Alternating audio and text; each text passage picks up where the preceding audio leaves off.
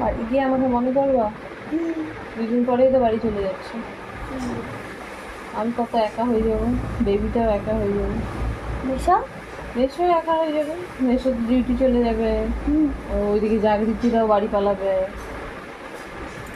আর সবাই একা হয়ে যাবে।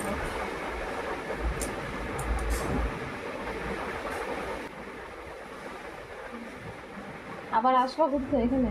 হ্যাঁ স্কুল ছুটি দিলে চলে আসবো। হ্যাঁ, হ্যাঁ, আবার 1 মাস পরে যাবো। আজকে যেই দিন থাকছি আবার 1 মাস পরে। সকালে উঠে সব কাজকর্ম সেরে বসে পড়েছিলাম শাক নিয়ে, শাক বাছতে। কাল এনেছিল শাকগুলো, একটু শুকনো শুকনো হয়ে গেছে, তো কালকেও বানিয়েছিলাম দুয়াটি, আজকে আবার বানাচ্ছি। বোন আজকে ব্রেকফাস্টে বানাচ্ছে পাস্তা। আমার অনেক খেতে ইচ্ছে করেছিল, তাই তাকে বললাম যে ভালো করে পাস্তাটা বানা।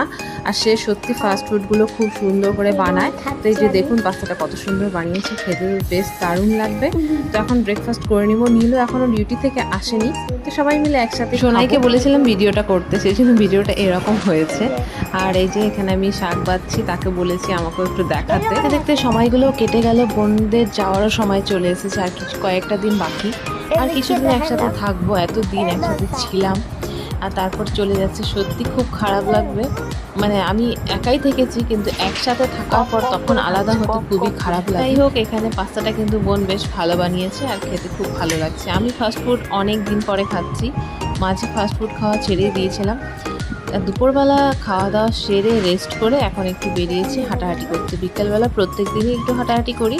ভীষণ সুন্দর হাওয়া দেয় বাইরেটায়, তাই ঘরে থাকতে তো একদম ভালো লাগে না। সবাই মিলে বেরিয়ে পড়ি একটু হাঁটাহাঁটি করতে রাস্তায়।